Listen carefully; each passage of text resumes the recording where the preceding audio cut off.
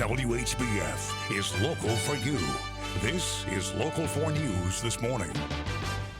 Good Tuesday morning, and thanks for watching Local 4 News this morning. I'm Chris Langlois. And I'm Emily Scarlett. Exelon does not end up clearing a hurdle it was hoping for to improve the Cordova nuclear power plant's finances. The company recently missing out on a key energy auction, and as Local 4's Morgan Breezemaster explains, executives are pinning the plant's future on help from state lawmakers.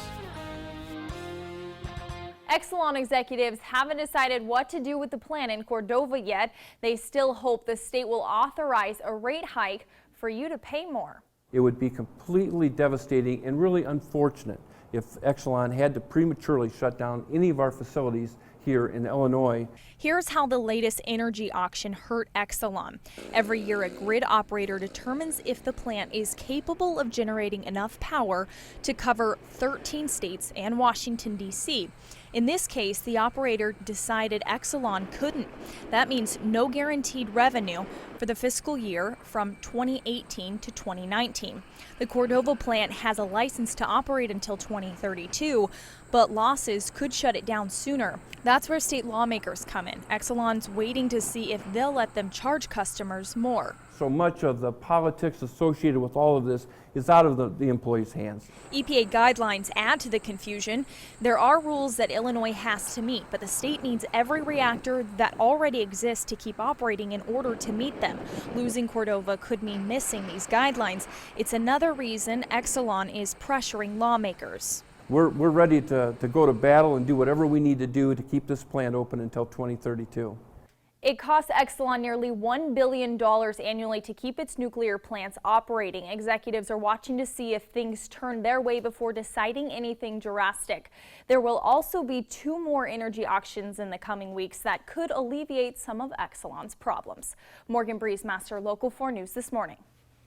Thanks, Morgan. Students in Davenport are back in class, but one school is in jeopardy of closing its doors for good. School board members voting to consider closing J.B. Young at their meeting last night, but this does not mean the school will be closed, just that board members have agreed to take a closer look. This after Superintendent Arthur Tate brought up the idea earlier this month, but it's an idea that's not sitting well with everyone. If J.B. Young closes, its students would transfer to one of 5 other schools in the district, and Tate says enrollment is already low at J.B. Young. Plus, the school's facilities are below the district standards, and it would cost $11 million to bring it up to speed. More reaction on the possible closing of J.B. Young coming up in the second half hour.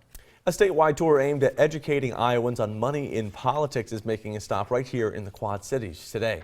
The Iowans Pay the Price tour, organized by a nonpartisan group, hopes to detail the power of money in politics, and their stop in Davenport this morning will include a roundtable discussion on how outside interests such as big oil and Wall Street inject hundreds of millions of dollars into politics, pushing an agenda that may hurt voters. That discussion is at 11 this morning at Independent Insurance Services in Davenport. And the Rock Island Community Foundation will be handing out grant checks to local nonprofits during an event this morning. That's at the Black Hawk Park Lodge in Rock Island, and starting at 10 this morning, you can find out all the grant recipients and just how much they've received.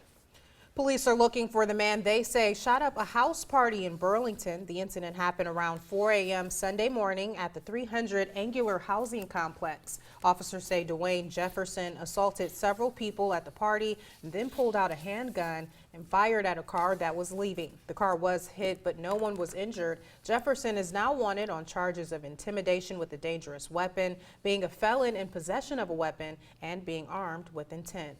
A guilty plea from the man who put hidden cameras inside tanning booths at a gym in Moline. That admission coming from Trent Hamer. The cameras were found at the Planet Fitness on Avenue of the Cities last November.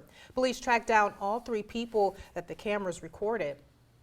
Hamer was convicted on 3 counts of unauthorized videotaping and 2 counts of steroid possession. The 27-year-old is scheduled to be sentenced next month.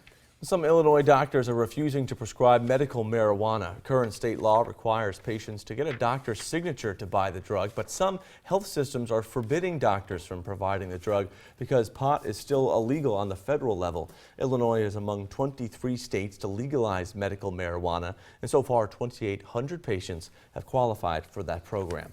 Investors will be looking for signs of stabilization on Wall Street today after fears of an economic shutdown in China triggered yet another volatile trading day. Yesterday, the Dow came close to suffering its worst one-day loss since the financial crisis of 2008, but ended down 588 points. Chinese stocks tumbled again this morning, but some Asian markets are beginning to show signs of recovery. The Iowans Zoo says goodbye to their 12-year-old giraffe, Mimi. Mimi died suddenly yesterday morning. She had been under the care of a vet since Sunday. That's when staff noticed a change in her eating habits. Her health declined rapidly shortly before she passed away. We will be definitely looking into what went wrong with Mimi. She's down at the University of Illinois College of Veterinary Medicine for an examination right now, so maybe we can learn from the situation. You know, make sure that it's nothing that's possibly affecting any of the other giraffes or anything like that as well. And you may remember Mimi's son, Genesis, who was euthanized in July after it was determined he could not properly recover from a broken leg. The zoo now only has 2 9-year-old giraffes. And it turned out to be a record-breaking year for the Iowa State Fair. More than 1 million people came through the gates. That broke the 2008 record by more than 8,000 people. Organizers say it's a great sign because it actually rained half the week, and they also credit part of the reason for the increase to the new rule for state schools. Schools in Iowa can no longer begin classes before August 23rd. But going back to that story about Mimi the giraffe there, very sad, especially after, Genesis and giraffes, they're, so cute and you can get so close. So definitely stinks to see that news there. Yeah, definitely. I remember when the exciting news came of Genesis coming to the zoo and how happy the community was. So to have lost Genesis and now his mother, definitely a sad story for the Quad Cities. Yeah, certainly is. Well, a few weeks left to get out there and do those summer activities like going to the zoo, going out to the park, things like that. I'll check in with meteorologist Anthony Peoples to see if this is one of those weeks where you'll be able to get outside and do stuff like that. Yeah, Emily and Chris, we have limited rain chances. There's a chance of showers coming in on Friday. So until then, nice weather. All right, so all in all, pretty nice out there, cooler temperatures, but won't have to worry about those showers getting in the way too much. Yeah, a good thing we're not getting the rain right now because it's a little bit too early to have that Seattle kind of weather where you have temperatures in the 50s and 60s and 70s in the rain. But right now, a nice start to the day. Sun coming up across the area. 55 degrees, the current temperature in the Quad Cities. We have a west wind at 8 miles per hour. And notice the dew point in the upper 40s. The air really dry, and that means that these temperatures are going to warm up rather quickly. And that's another reason you're seeing these fading clouds across the area. So as kids head out to school this morning, a few clouds around, temperatures in the mid-50s across the area by about 7, 8 o'clock. Breezy this afternoon, 74. Yesterday we had winds approaching 36 miles per hour in the Quad Cities. Today about 20, 25 miles per hour. So a little on the windy side, but just a nice breeze if you're out mowing the yard, taking a walk along the river, walking Charlie or whatever. And yesterday morning you said to bring a jacket out there if you are walking the dog or out there with the kids. Same goes for today as well? Yeah, it's cool this morning. Right now Clinton in the upper 40s, and I think temperatures could fall another degree or two before they start rising this morning after sunrise. So a cool start to the day for kids. You'll definitely want to hold on to those jackets this afternoon. You may not want to wear them home, but you'll definitely want them for tomorrow morning too. All right, thanks, Anthony. Well, coming up, the Run with Carl tradition continues. Our live guest is one of the event's new organizers, and we're chatting with her right after the break. The time now is 6:09. You're watching Local 4 News this morning. WHBF is local for you with Chris Langlois, Emily Scarlett, and meteorologist Anthony Peoples. This is Local 4 News this morning in high definition.